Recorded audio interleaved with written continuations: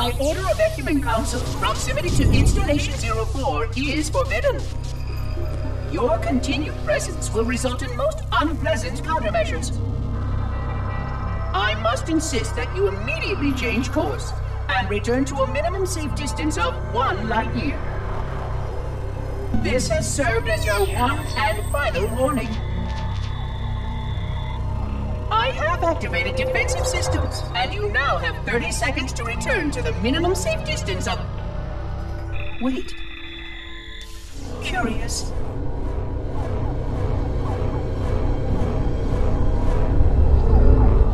Curious indeed, after all these years. Greetings, humans, and welcome to Installation 04. Ignore prior warnings, and please continue. I have disabled defensive systems to allow your approach, but you must not exit your ship once you have arrived at the designated landing center. This reef contains significant dangers, and even with your assumed legacy, I must verify the presence and pitch of your gauge before allowing full access. We have much to discuss, humans. I have been away far too long.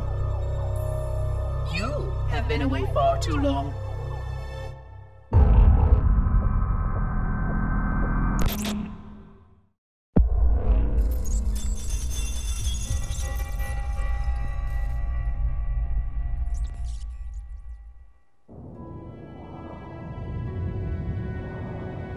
I am experiencing such a mixture of anticipation and dread.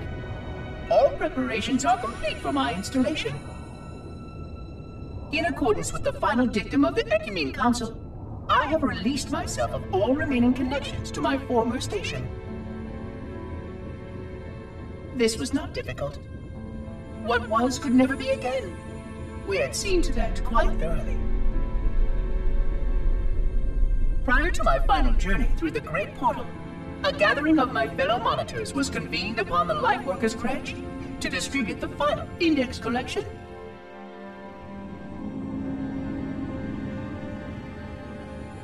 It was most unusual to have this vessel of rebirth play host to such an event. Even though Lightworker ships were the only ones still allowed slip-space formations. Lightworkers were responsible for getting us to our places on the active facilities of the array. While all of this was in accordance with the plan, one entirely unsatisfactory breakdown remained. We had no contact with the domain.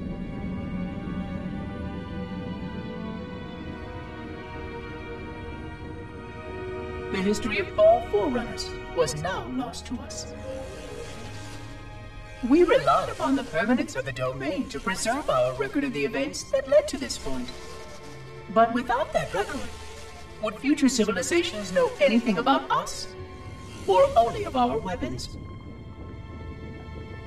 My fellow monitor, 049 Abject Testament, had only one comment on this before we went our separate ways. We deserve to be forgotten. Perhaps. Perhaps. But now, the portal opens, and through it, the familiar shape awaits. Halo. Home.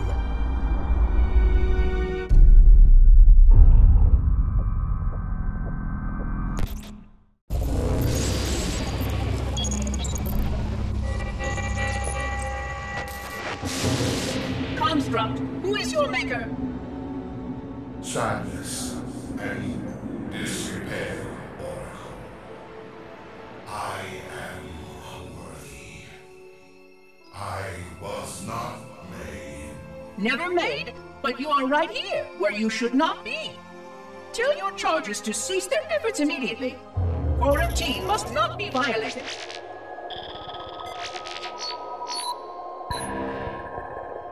Construct, respond! Jumbled grass. Familiar terms. I serve.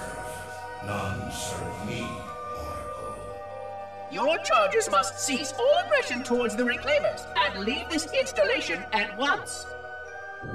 Construct, you are dangerously close to unleashing a force you cannot comprehend.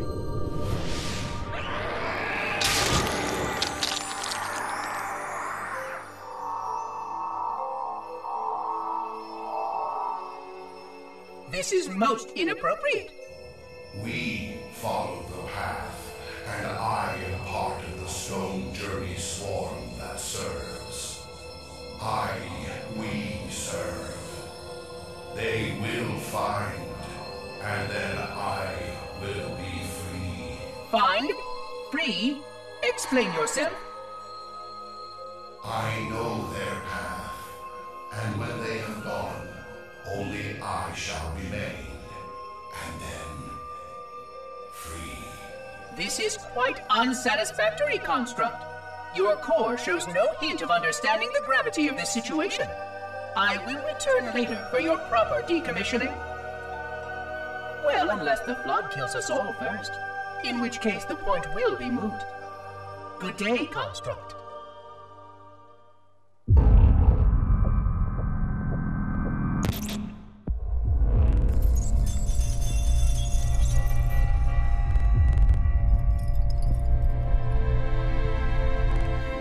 Entropy. It has now been 3,000 years since my last contact with any of the other caretakers of the Halo Array. Despite clear communications protocol, my fellow monitors have either chosen to ignore, or, more likely, have lost the ability to engage in our scheduled updates. The continued lapse of the domain means that we are stuck with achingly slow wormhole superluminal communications. Prior to this total communication shutdown, the only messages I received in the preceding 4,573 years were incomplete and quite perplexing transmissions from Installation 05.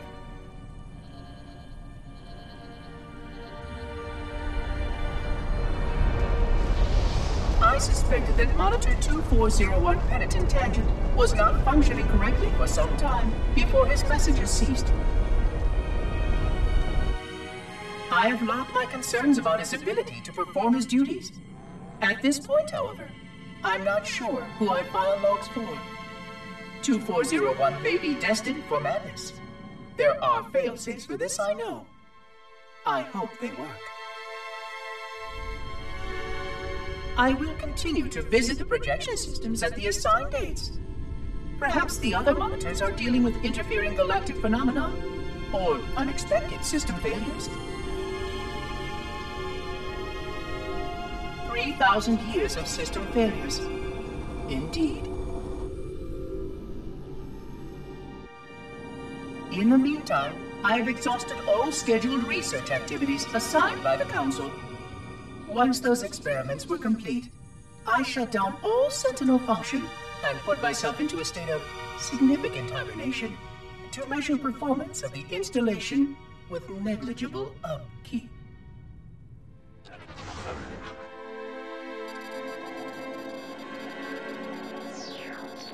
After 150 years with no noticeable impact upon installation systems or integrity, even in hibernation I became bored.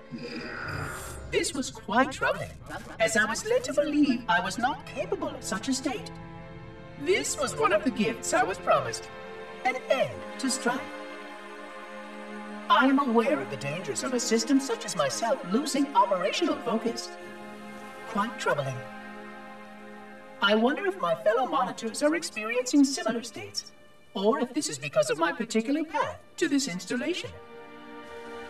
For amusement, I have begun a series of experiments involving the evacuation of all matter from contained sections of my installation. By measuring the geologic effects of exposure to the vacuum of space and the eventual biological recovery of these sections, I anticipate getting valuable insight into emergency response scenarios in case of sentient proximity warning.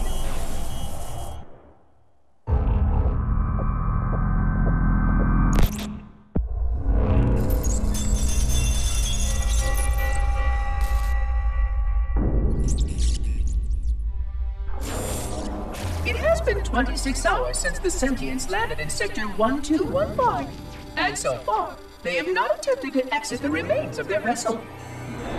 I say remains because their landing was either not executed adequately, or this vessel lacked significant maneuvering capability. The visible portions of the vessel have suffered catastrophic structural damage during the violent landing experience. I have detected atmospheric leaks in 17 distinct locations along the hull. My analysis shows that the mixture of gases coming from the ship matches the natural atmosphere on my installation almost exactly. Perhaps the occupants, if they still live, were originally cataloged here. Perhaps these beings will confirm that the plan was successful and that the galaxy has returned to its proper cadence. I am beyond optimistic.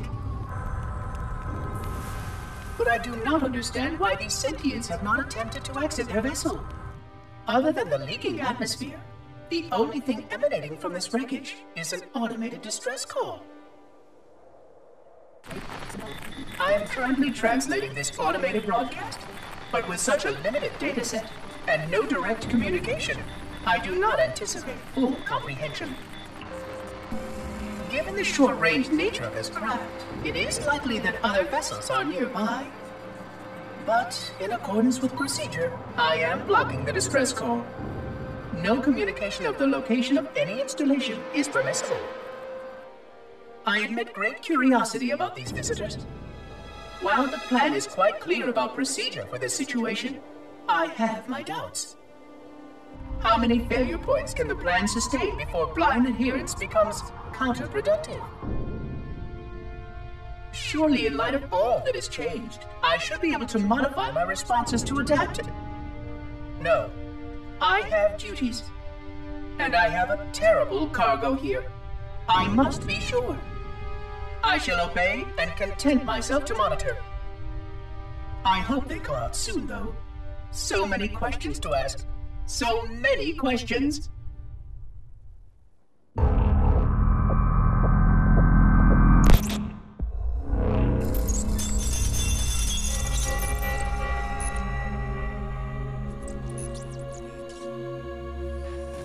Construction of the sarcophagus around the unexplained vessel was completed today. No occupants ever exited. No attempts to communicate were made, other than the automated broadcast that repeated every 72.83 seconds until the signal terminated 1 week ago. In accordance with procedure, no attempts at physical or remote contact were made with any survivors of this vessel's inelegant landing. Atmosphere from inside the craft stopped venting 2 weeks before the signal ceased. No relationship between these two events can be established with certainty. Gases that did escape were sterilized. No further sign of alien visitors or rescuers has been identified on any sensor systems. I have now endured 60,000 years without word from outside the array. I have no way to know whether we actually saved the galaxy we destroyed. And because of protocol, I sat silently while my first chance to be judged for those acts died. To say that I regret being forced to this outcome is a tremendous understatement. But as I perform my inspection of the quarantine labs today, I am reminded of the gravity of my responsibilities. Just one of these spores, if released from this facility, would render the ultimate judgment against our self-appointed role as protectors of this galaxy. When the plan to maintain the Halo array was created, it was a point of some contention whether we should preserve any remnant of the flood infection. Many thought this unwise, as there was a notable chance that one day one of our containment facilities might be breached. Those who held this belief were almost successful at convincing the Ecumen Council to destroy the last blood samples. But oddly enough, it was the librarian who decided otherwise. And I believe she was correct. I know in a way I cannot logically explain that there exists a way to actually defeat the flood. To immunize, to cure. I still struggle with multiple layers of memory of fighting the flood. But I know this cure is possible, even though the full genius of the Forerunners was unable to achieve it. The Forerunners' ancient enemy held and used that knowledge once, but it was denied to us and without samples for further study, that cure will never again be found. Of course, I have no reason to believe that here lies the entirety of the parasite. It may be waiting in the frozen void beyond this galaxy, or worse, inexorably drifting toward us. I don't know what survives out beyond my installation, but I know that in order for anything to survive, I have to protect this installation and its quarantine very carefully. Yes, the librarian was right to store it, examine it, continue to seek a cure. Still, next visitor, things will be different.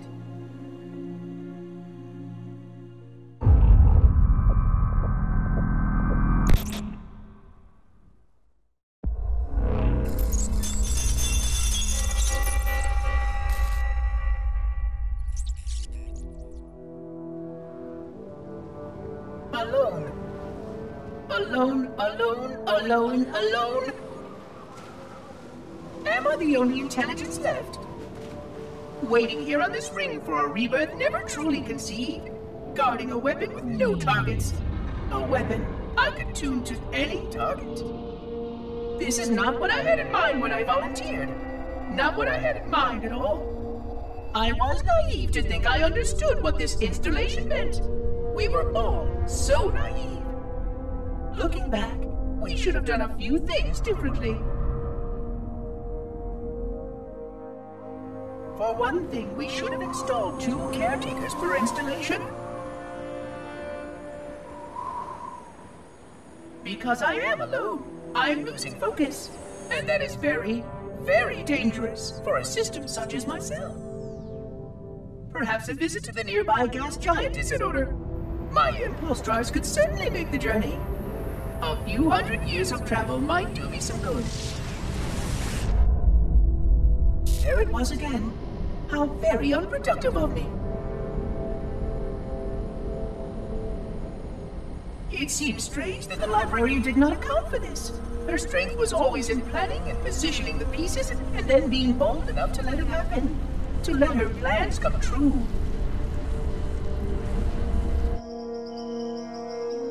I was a part of many of those plans, long before I knew for certain that she was real, before any of us were. But at the end, we had only a fragment of her brilliance left to us, and I fear that she did not fully appreciate the nature of my situation here, the problems it might pose.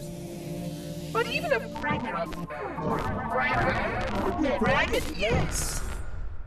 Oh dear, here it comes again.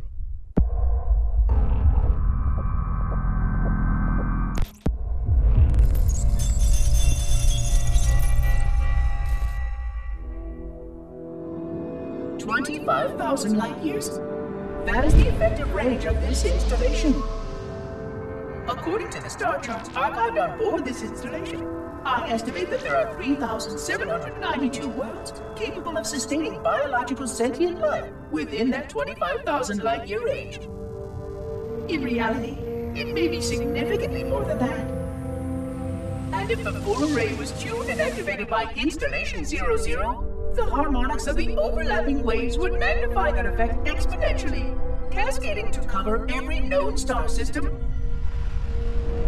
And that only considers the firing of a mere 7 halos.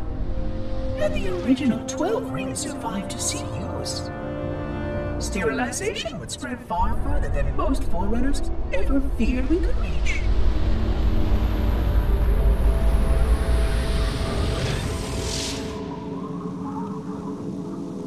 But even with just 7 rings, we were able to destroy every side of the flower, and every other sentient creature along with it.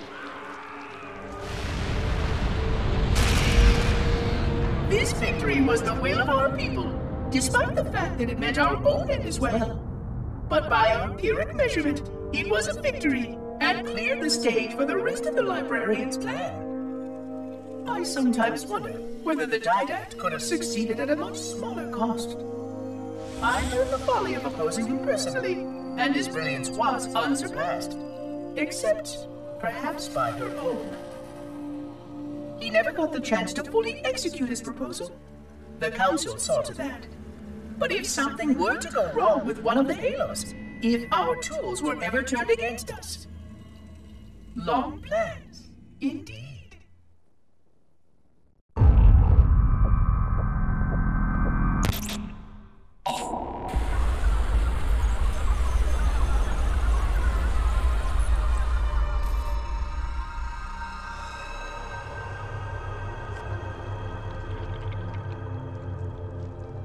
I forgot something. What did I... My name. I forgot. Keys. Jacob. Captain. Service number 01928-19912-JK. What is that noise? What is that damn noise? Where am I?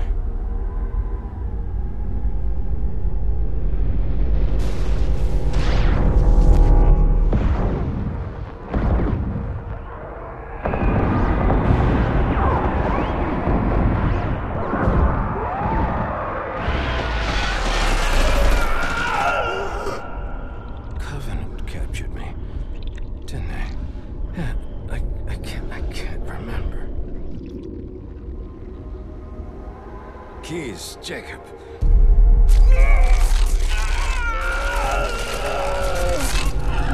Oh, God, it hurts. This will never work, you Covenant bastards. I'll never lead you to Earth. Keys, Jacob, Captain. Service number 01928-19912-JK. Oh, God. You don't want Earth. You want everything. Get out of my head.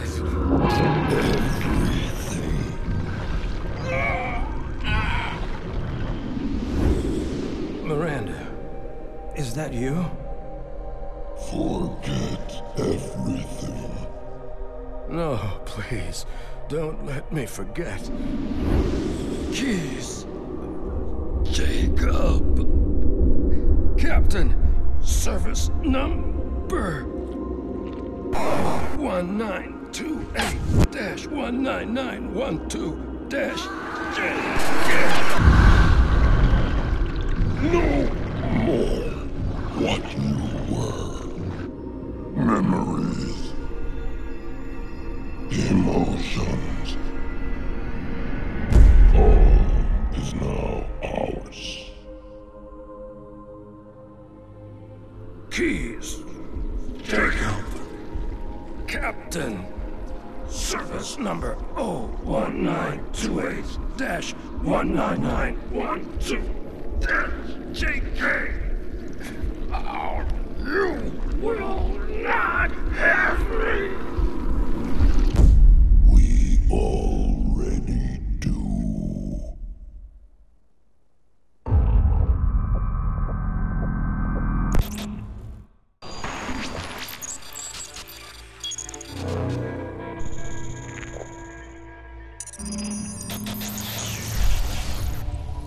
Vexation. 100,000 years of careful maintenance and diligence. 100,000 years protecting the galaxy's future. 100,000 years spent fearing that our sacrifices, my sacrifice, was in vain.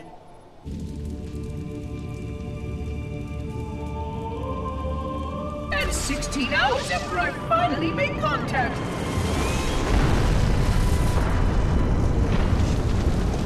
This so-called reclaimer decides to blow it all up. Oh, I am not pleased. Just as I finally discovered that our plan to save the galaxy succeeded, the ancient enemy is unleashed once more.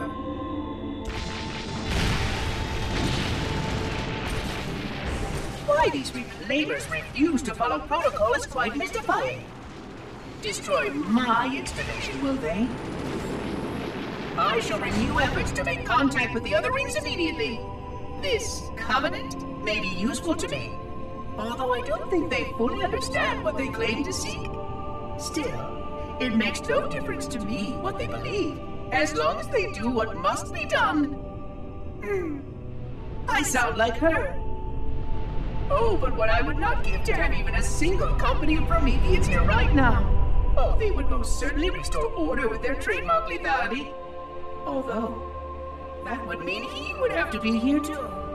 And without the librarian around to temper his rage, well, these reclaimers might almost prefer the Flood.